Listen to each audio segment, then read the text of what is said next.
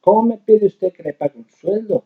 Usted está haciendo esto para los hermanos acá, no puede pedir un sueldo. Por favor, disculpe, ya estamos grabando, ya estoy hablando acá con el camarista. Eh, Vamos a seguir en Marcos, quedamos en el capítulo 3, en el versículo 5. Entonces, mirándolos alrededor con enojo, entristecido por la dureza de sus corazones, dijo al hombre: extiende tu mano. Y extendió, y él la extendió, y la mano fue restaurada sana.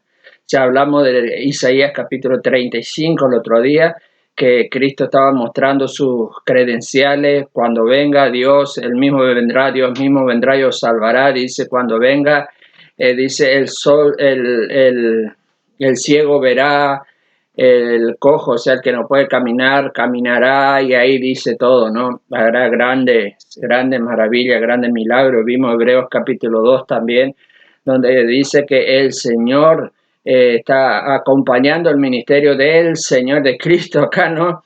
Con grandes prodigios y milagros, dice Hebreos capítulo 2, los primeros versículos. Eso ya hemos visto. Entonces, también hemos visto que el Señor preguntó ahí, ¿no? En el versículo 4, ¿es lícito en los días de reposo hacer el bien o hacer el mal? Hemos dicho que algunos usan la fiesta religiosa para emborracharse, para hacer lío.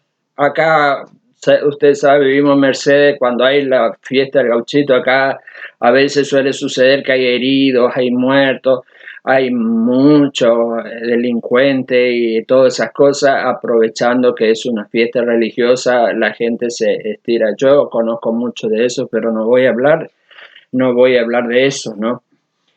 Y vamos al capítulo, el versículo 6 ahora. Estamos entonces en el capítulo 3, versículo 6. Allí dice: y salidos los fariseos tomaron consejo con los herodianos contra él para destruirle. Tomaron consejo con los herodianos contra él para destruirle. Mas Jesús se retiró al mar con sus discípulos y le siguió una gran multitud de Galilea y de Judea. Hermanos, acá aparece la palabra herodianos por primera vez en nuestro evangelio de Marco. Aparece por primera vez un grupo de los herodianos. Sabemos de los fariseos, de los saduceos, de los escribas, que eran los que, por así decir, traducían los manuscritos. Después aparece otro grupo que existía en la época de Jesús, el grupo de los herodianos. El grupo de los herodianos eran un grupo de judíos que estaban siendo partidarios de Herodes, por así decirlo. Trabajaban o querían congraciarse con el gobierno romano, formando así más un partido político que religioso. Pero también dicen algunos que no se sabe tanto acerca de los herodianos, pero puede ser que ellos creían que el reino de los cielos, o sea, cuando venga el Mesías, se iba a establecer el reino de Dios en la tierra. Entonces ellos querían sacar un provecho o ayudar a esa causa, ¿no es cierto? Estaban dispuestos a la violencia y dispuestos a todas las cosas políticas también, ¿no es cierto? Y acá vemos algo muy sorprendente, que eso es muy conocido, una enseñanza para nosotros lo que estamos viendo acá, porque los herodianos acá se juntan con los fariseos. Si bien los dos eran totalmente distintos, eran dos grupos totalmente diferentes, no había creencia común prácticamente entre ellos, pero sí tenían un enemigo en común. Yo he visto esto en la iglesia una y otra vez, hermano, es así, ¿no? Cuando alguien no le quiere al pastor y otro también no le quiere al pastor, porque ¿quién es la figura a veces que más sale en una iglesia, en una congregación? Es el pastor, generalmente, el que más habla, el que más ejerce su autoridad, hace cumplir algunas cosas, hace disciplina cuando hay que hacerla, hace muchas cosas. manda esto, lo otro, ordena las cosas. Bueno, es su cargo, ¿no? No es que sea más que nadie, pero es su cargo, ¿no? Entonces, por tener autoridad, a algunos rebeldes no les gusta tener autoridad. Entonces, algunos se rebelan, ¿no? Y a veces entre los que se rebelan no tiene nada que ver entre ellos, o sea, entre ellos no se llevan bien. Yo ya he visto de esto, ¿no? Pero se unen por causa que los dos tienen una causa común. ¿Cuál es la causa común? Que los dos están peleados con el pastor. Eso suele pasar y muchas veces, ¿no? Se unen por causa de que algo en común tienen. Están peleados con el líder o los misioneros que trabajan en una misión.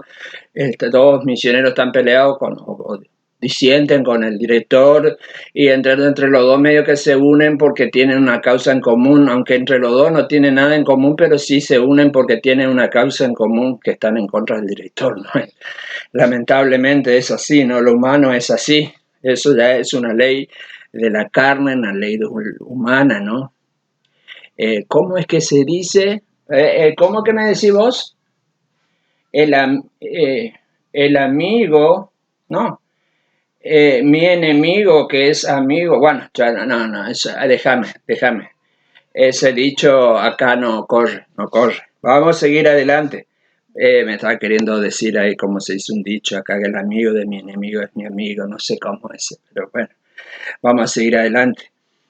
Y en el versículo 6 nos damos cuenta que en el 3:6, salidos los fariseos, tomaron consejo con los herodianos contra él para destruirle. Claro. Miren que dice, los fariseos tomaron consejo con los herodianos. Se unieron entre los dos. ¿Para qué se unieron? Con el objetivo de destruirle. ¿Verdad que yo le decía recién? Se juntaron contra el Hijo de Dios para destruirle. No les gustaba la autoridad con que él predicaba, no les gustaba la autoridad que él tenía contra los espíritus demonios, contra todas las cosas que él hacía. No les gustaban, ¿no? Entonces ni los fariseos les gustaban ni los herodianos les gustaban. Entonces, ¿qué hicieron entre los dos? Bueno, aunque yo y vos no nos llevamos bien porque somos diferentes los dos, pero los dos tenemos una causa en común. ¿Cuál es nuestra causa en común? Los dos estamos en contra de Jesús. Bueno, vamos a unirnos ahora. Listo, nos unimos.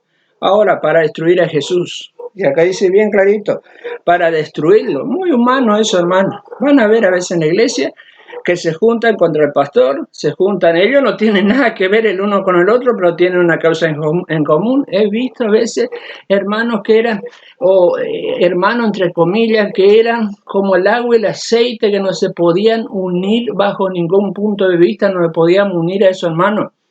Pero los dos, tanto el uno como el otro, estaban peleados con el pastor y se llegaron a unir, tan unidos. Qué impresionante lo que es la naturaleza humana, ¿no? Es lo que pasó acá con Jesús. Es decir, se juntaron los herodianos con los fariseos, que no tienen, son polo opuesto, no tienen absolutamente nada que ver el uno con el otro. Ni la creencia política se creen que compartían nada, absolutamente nada. Pero se juntaron. ¿Por qué? Porque tenían un enemigo en común. Es lo que nos dice el versículo 6 de Marcos capítulo 3. ¿Vieron? Hermano, grande enseñanza nos deja la Biblia. Si no estás de acuerdo con alguien, tenés que arreglar con él las cosas. No te juntes con otros que también no tiene sentido eso. Versículo 7. Mas Jesús se retiró al mar con su discípulo y le siguió gran multitud de Galilea y de Judea. Mire, dice, entonces Jesús vio, seguramente tenía una percepción de este asunto, entonces el Señor Jesús se retira con sus discípulos, se retira. Él no es a veces de ir y hacer lío, ¿no? Muchas veces, bueno, eso cuando hay alguna cosa, retírate, te va a otro lado, deja en la mano de Dios. Jesús acá dejó en la mano de Dios, se retiró. Entonces, más se retiró al mar con sus discípulos, versículo 7, 3:7, y le siguió gran multitud de Galilea y de Judea, de Jerusalén, de Idumea, del otro lado del Jordán y de los alrededores de Tiro y de Sidón, oyendo cuán grandes cosas hacía, grande multitud vinieron a él. Idumea del otro lado del Jordán para allá, ¿no? A Tiro y Sidón para arriba, al costado, por así decirlo, es el este de Israel, ¿no? Bien arriba. Pueden ubicarlo en su mapa, que tiene su Biblia, ¿no? Grandes multitudes de todos los lugares vinieron. La fama del Señor, como dijimos en Mateo capítulo 4, que habla sobre eso, en una parte, ¿no? La fama de Jesús estaba creciendo mucho, hermano, mucho, mucho.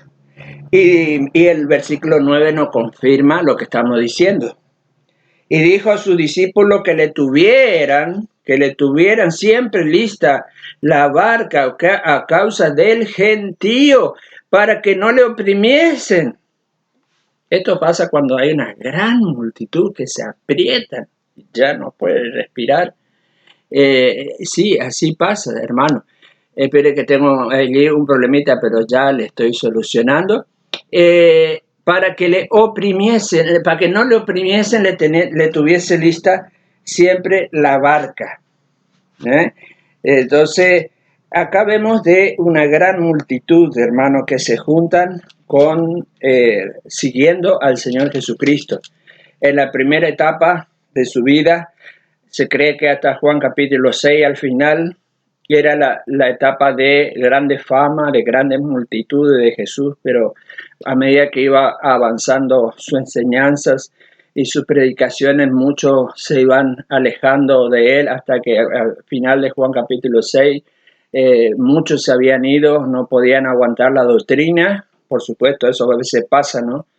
Yo he tenido, cuando empecé la obra en Rivera, mucha gente, ¿no es cierto? Mucha gente al principio en la iglesia, cuando estábamos cerca del centro, pero después empecé a apretar con la palabra de Dios, la enseñanza bíblica, enseñanza bíblica, enseñanza bíblica, enseñanza bíblica. Uno me vino una vez y me dijo: pastor, yo me gusta venir a escuchar su sermón, pero yo le digo la verdad, ¿no? ¿Para qué le voy a mentir? Yo salgo de acá de la iglesia y me voy al baile, dice, me voy a bailar la noche y estoy. Entonces, claro, gente como esa, cuando empieza a escuchar la Biblia, empiezan a escuchar la palabra de Dios, gente como esa desaparece. Y después como banda se fueron, ¿no? Se fueron, quedaron un grupito. Ahí fue mi prueba, ¿no? Ahí fue probado el pastor. Si yo aflojaba con la doctrina, mucha gente se quedaba, pero yo quedaba mal con Dios, porque aflojaba totalmente. Sí, está bien, podés hacer lo que quieras, andar a divertirte toda la noche en el baile, qué bien, está bien, perfecto. No, andá a hacer lo que quieras. Ustedes saben, la iglesia romana, ustedes saben, hermano, ahí no hay ningún problema, hacen lo que quieren, no hay problema ninguno.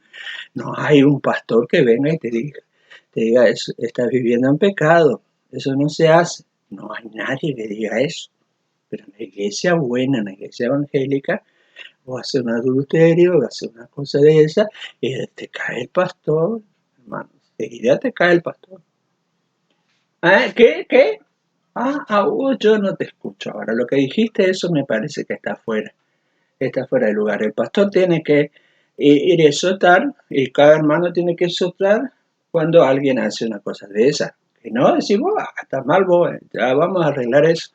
Bueno, vamos a seguir. Entonces, estamos en el capítulo 3. Grandes multitudes siguieron al Señor Jesucristo. Ahí en el 3:20 también dice: y se agolpó de nuevo la gente de modo que ellos ni aún podían comer pan. Ni aún podían comer pan. Hay otros lugares también. 4:1 dice: otra vez comenzó Jesús a enseñar junto al mar y se reunió alrededor de él mucha gente, tanto que entrando en una barca se sentó en ella en el mar y toda la gente estaba en la tierra junto al mar. Bueno, ahí hizo algo sabio el Señor Jesucristo. Se juntaron mucha gente y él se fue al mar allí, ¿no? Se subió arriba de la barca. Si es Lucas 5, es la barca de Pedro, ¿no? Probablemente sea así, ¿no? Voy a confirmar acá. Sí, ¿no? Lucas 8, 4 al 15 dice, ¿no?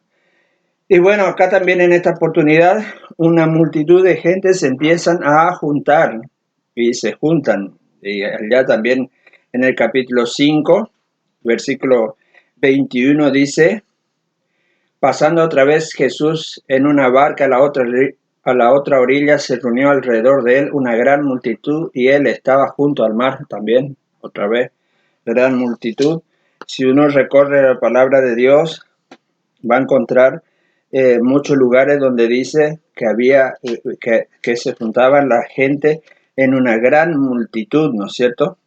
Bueno, vamos a dejar ahí. Hay muchos textos que dicen eso, ¿no? Que se juntaban una gran multitud para donde estaba el Señor Jesucristo, ¿no? Y vamos a seguir adelante. Dice, bueno, hablamos ya de Jerusalén, de Idumea, del otro lado del Jordán, etcétera. ¿Saben? Cuando llegó Pablo a Roma ya había muchos creyentes. ¿Cómo se fundó esa iglesia de Roma? Bueno, por tanto, hombres que han ido y han viajado seguramente a ver lo que estaba aconteciendo en Jerusalén. Esto de que de Jesucristo era una bomba mundial, ¿no? Corría la voz y venían de todas partes de Roma, de todos lugares, ¿no? Seguramente. Y la prueba de eso fue cuando Pablo andaba recorriendo Europa.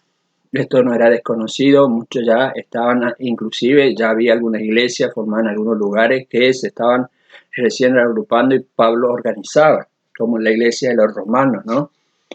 En muchos lugares la noticia, inclusive usted ve en el libro de Hechos de los Apóstoles, que algunos de los gobernantes ya estaban al tanto de lo que pasó en Jerusalén, ¿no? Con el Señor Jesús. Estaban al tanto, ¿no? Lo que había pasado. El 9 ya leímos, el 10 dice, porque había sanado a muchos de manera que por tocarle cuanto tenían plaga caían sobre él. Bueno, eso ya hablamos la vez pasada, cuando a ponerse el sol, en el capítulo 1, él había sanado a muchos y todos los que en la ciudad se agolpaban a él y venían y él les sanaba. En los lugares donde andaba Jesús no tenían trabajo la enfermera, los doctores. Hoy si viene Jesús no hay trabajo para enfermeras y productores, ¿no? Se van todos detrás de Jesús y resuelven su problema. Ustedes vieron que el paralítico sabía dónde tenía que ir y rompieron el techo y todo y sabían que ahí tenían que estar porque sabían que Jesús resolvía los problemas sin lugar a dudas. Y bueno, hermano, eso es lo que tenemos que hacer nosotros también. ¿Dónde tenemos que estar ahora nosotros? En Cristo Jesús, como dice la palabra de Dios, ¿no? La ley del espíritu de vida en Cristo Jesús. Ese es Romanos 8:2, uno de mis favoritos, no tiene que saber para el examen. ¿Qué? ¿No querés que le diga las preguntas de examen ahora? Ah, sí, no quiere, dice, no quiere. Pero hermano, hay que decirle, ¿no? Ya vamos a hacer un repasito, ¿no? De las preguntas de exámenes, ¿no? Porque yo ya le venía diciendo, ¿se acuerdan dónde dice de el Hijo del Hombre no vino para ser servido, sino para servir y a dar su vida en rescate por muchos? Servido usando la palabra diácono. Marcos 10:45. Ah, ¿no querés que le diga a ellos? Tengo que decirle, ¿no? Marcos 10:45, que es el tema de Romano, no vino para ser servido, sino para servir y a dar su vida en rescate por muchos. La otra pregunta, ¿cuál era? ¿Vos te acordás? No, le voy a decir yo. También allá, ¿se acuerdan de Lucas 19:10? ¿Se acuerdan? El Hijo del Hombre vino para ver. Ya voy a leer porque ya está yo. Voy a salir mal en el examen porque le estoy diciendo mal. Lucas 19:10. Dice así la palabra de Dios. Porque el Hijo del Hombre no vino a buscar, porque el Hijo del Hombre vino a buscar y a salvar lo que se había perdido. El Hijo del Hombre vino a buscar y a salvar lo que se había perdido. Él causa el caso de Saqueo, que era petizo, que Saqueo era de Boca. Ya empezamos, no. ¿Por qué? Porque ya sé, porque era chico. Está totalmente equivocado. Mira que voy a despedirte a vos porque estás hablando, me está haciendo quedar mal con algunos hermanos que son de Boca. Saqueo no era de Boca, no existía Boca en aquella época. Bueno, vamos a seguir. Entonces, esa es otra pregunta. Entonces, Lucas 19:10 es otra pregunta. Eso tenemos que acordarnos, ¿no? El tema de Marco 10:45 y Lucas 19:10. Esas dos preguntas es seguro. Después vamos a decir otras preguntas que van a venir entonces. Cuando terminemos este Evangelio de Juan va a haber un examen. El Marco, digo, Evangelio es un San Marco. Y dice el versículo 10, y había sanado a muchos, de manera que por tocarle, cuanto tenían plagas caían sobre él. ¿Cuánto Jesús cobraba por sanar? Me estaban diciendo que hoy te cobran hasta para hacer una oración, hermano. Si Jesucristo no cobraba absolutamente nada no cobraba. Y eso es gratuito, es de gracia. Nuestra iglesia todo es gratis. Hay una caja ahí que nadie sabe, no existe sobre, ahí se pone lo que quiere uno. Si uno pone un peso, o pone 1,000 pesos, o pone 100 pesos, o pone 10 pesos, eso ya es cosa de uno con Dios. Nadie tiene que saber cuánto uno pone. Lo que des tu mano derecha no sepa tu izquierda. ¿Dónde está eso? Vamos a buscar después, le vamos a decir. Muy bien, entonces dice, y los espíritus inmundos, versículo 3:11, y los espíritus inmundos al verle se postraban delante de él y daban voces diciendo, tú eres el Hijo de Dios. Otra vez, lo mismo que pasó en la sinagoga, ¿no? Los demonios le conocían a Jesús, sabían que él era el Hijo de Dios, pero el Señor Jesús no permitía que los demonios prediquen de él. Él no quiere eso. Él no quiere que los satanás estén predicando el evangelio. No quiere, no le gusta. Eso es sorprendente porque a uno humanamente, que cualquiera sea tu amigo o tu enemigo esté haciendo propaganda de tu negocio, no importaría nada, ¿no? Que hagan propaganda, ya está. Pero Jesús no quiere que los diablos hablen del evangelio, ¿no? Que no les gusta. Pero los mismos lo están haciendo hoy. Pero no el evangelio verdadero, sino un evangelio torcido, ¿no? Un evangelio torcido. Hoy generalmente los que más tuercen el evangelio son los llamados arminianos, ¿no? Hoy lo catalogan, la mayoría son arminianos, ¿no? No creen que no creen que Dios regala la salvación. Los arminianos no, generalmente los pentecostales son arminianos, no creen que Dios regala la salvación de ninguna manera. Todo es por plata. Si uno da el diezmo, chao, te va al infierno. ¿Saben, hermano? La Biblia dice que la salvación es gratuita. O si no, lee Romanos 3:24. Sí, te voy a decir, sí, dónde está. Quédate tranquilo. Ya me estaba diciendo decirle dónde está eso.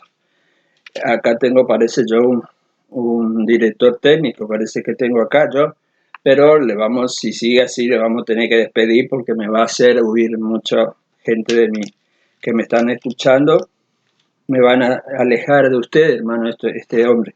Bueno, ahí dice, en el 3:24 dice, y siendo justificado gratuitamente, Romanos 3:24, siendo justificado gratuitamente por su gracia. 2 veces habla de regalo acá, ¿no? Efesios 2:8, ¿se acuerdan? Es otra pregunta de examen, Efesios 2:8, no, y Romanos 3:24 tengan ahí también en la manga, pues puede llegar, Romanos, ¿dónde dice la Biblia que es gratuita la salvación?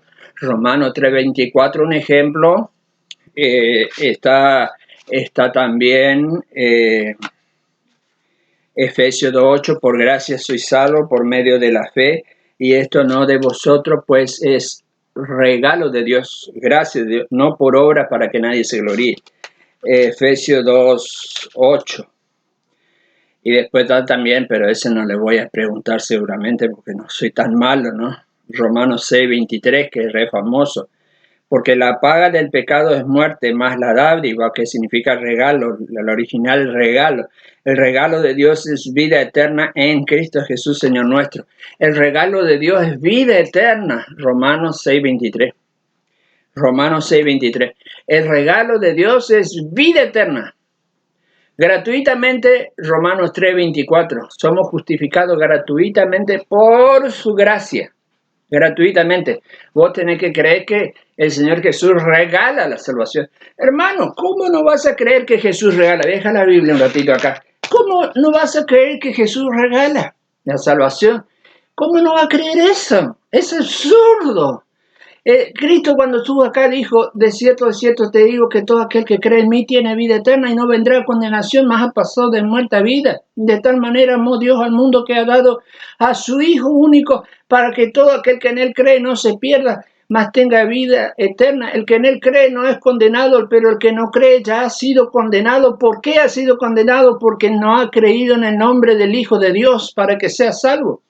Porque amaron más las tinieblas que la luz y no quisieron venir a la luz para que no se exhiban que las malas obras que hacen, dice, yo le estoy hablando con mis palabras. Hermanos, la gente no quieren venir al Señor Jesucristo y ser salvo, pero el Señor Jesucristo, si vienen a Él, le da la vida eterna. En Juan capítulo 6, si ustedes leen, puede decir, todo aquel que a mí viene no le echo fuera. No le echo fuera. Hermano, si vos te vas a Cristo y le pedís la salvación con fe, porque Él en la cruz pagó la deuda tuya, te regala la salvación totalmente de gracia, gratuita. ¿Cómo no va a creer eso? Si no crees eso, hermano, está fuera de la doctrina de Dios. Yo puedo leerle también otro versículo, que allá está en Primera de Juan. Mire si estaba Juan acá y le hacemos a Juan una pregunta. ¿Podemos saber si Dios regala la salvación? Juan la sabía perfectamente que sí, ¿no es cierto? Y yo le voy a mostrar justamente ese versículo, ¿no? Ahí dice, estas cosas os he escrito, primera de Juan 5:13, estas cosas, primera de Juan 5:13, estas cosas os he escrito a vosotros que creéis en el nombre del Hijo de Dios, a vosotros que creéis en el nombre del Hijo de Dios, para que sepáis que tenéis vida eterna. Primera de Juan 5:3. Hermano, si no sabes este versículo, tenés que saberlo, hermano. Primera de Juan 5:13.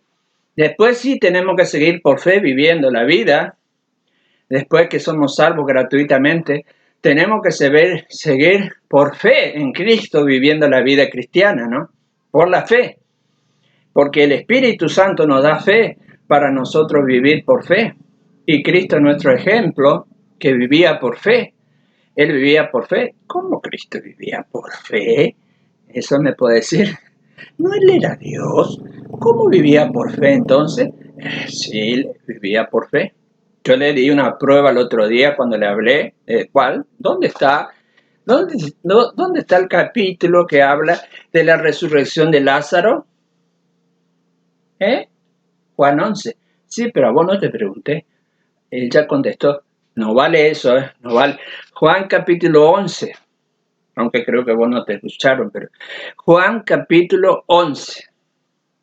Y él oró al Padre para darle vida a Lázaro que estaba muerto, oró al Padre y después dijo, yo sé que tú siempre me oyes. Eso es fe. Él usó la fe para sacar a Lázaro de la tumba. Él podía sacarlo con su propia palabra, ya que con su palabra él hacía lo que quería. Pero él trabajó por fe para dejar al cristiano un ejemplo de vivir por fe. Y acá yo puedo ubicarle, porque ustedes me van a decir dónde dice que Cristo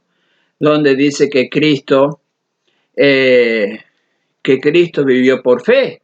Bueno, solo vayan en Hebreos capítulo 12 y ahí los primeros versículos lean y enseguida ustedes van a encontrar. Pero yo le voy a leer Hebreos capítulo 2, versículo 13.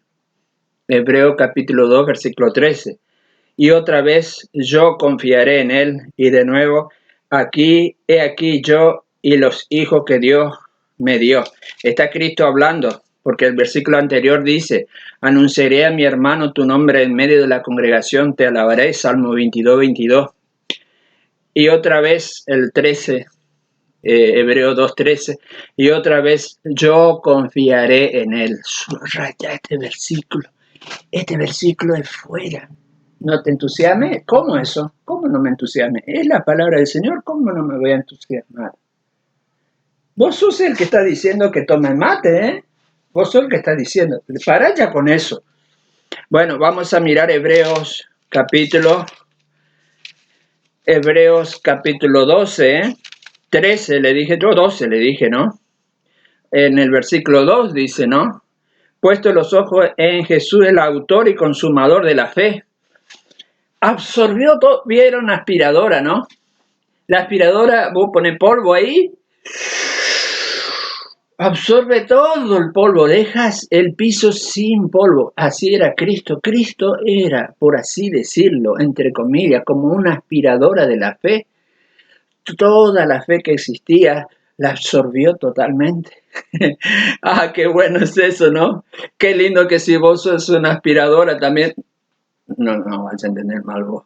Que si vos sos como la aspiradora que absorbe toda la fe que existe. Eso solo Dios lo puede hacer, ¿no? Si vos estás, el consumador de la fe llegó a lo máximo, se rellenó de fe, consumó la fe. Y él es el autor porque él es, como se dice, el fundador de la fe. El autor, el fundador, porque en él es el que confiamos, en él es el que creemos. Por eso vino él al mundo, para que nosotros sepamos de él. Aunque ya estaba escrito en el Antiguo Testamento de él, y Abraham ya muchos siglos antes ya había creído en Jesucristo. Eso sí, porque lo del Antiguo Testamento, que creían en el que iba a traer el Mesías, que iba a traer la salvación, estaban mirando hacia adelante, por fe, hacia adelante. Y el Señor... Y lo que estamos hoy en el siglo XXI, ¿no? Estamos mirando hacia atrás, porque Cristo ya murió hace más de 2000 años, ¿no? Increíble, increíble. Los del Antiguo Testamento miraban hacia adelante, porque Cristo iba a venir en el futuro. Nosotros ya estamos acá, adelante ya. Estamos mirando en Cristo hacia atrás, porque Cristo ya murió hace 2000 años. Y ambos creíamos en el Señor Jesucristo. Y por eso fuimos salvados, ¿no es cierto? Porque creíamos en el Señor Jesucristo. Y ahí dice, voy a leerle un pasaje en el Romanos capítulo 3, versículo 25. 25 dice, a quien Dios puso como propiciación, a Cristo, ¿no? A quien Dios puso como propiciación por medio de la fe en su sangre. La propiciación o como dice, el agradar a Dios, que Dios se transformó en un Dios de ira, en un Dios de totalmente, en un Padre nuestro. Dios se transformó en un sentido. ¿Cambió Dios? No, Dios no cambió. Dios es inmutable, no cambia. El que cambió fue nosotros. Es decir, yo me convertí acá en este segundo. Yo acá no creía en Jesucristo. Llegué acá, creí en Jesucristo y de acá ya era creyente. Acá en este no era creyente todavía yo. En este momento mis pecados están todos abiertos ante los ojos de Dios. Totalmente abiertos, y yo soy un hijo de ira.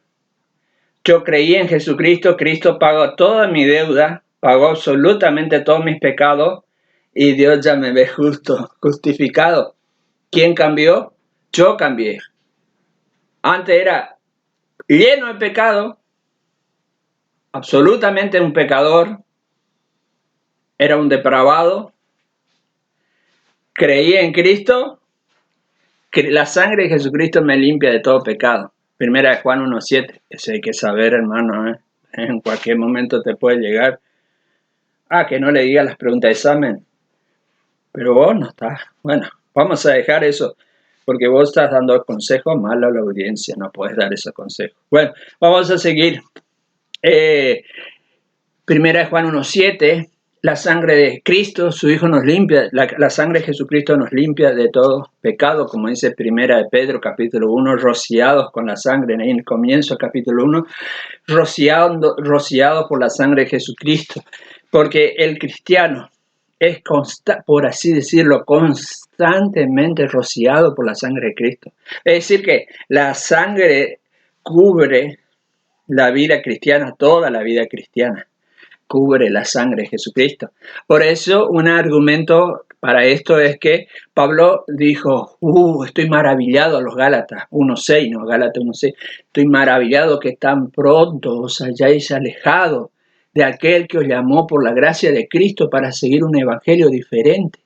Y ahí más abajo dice que si alguno, aunque sea ángel, le predica un evangelio diferente que nosotros hemos predicado, sea maldito, anatema.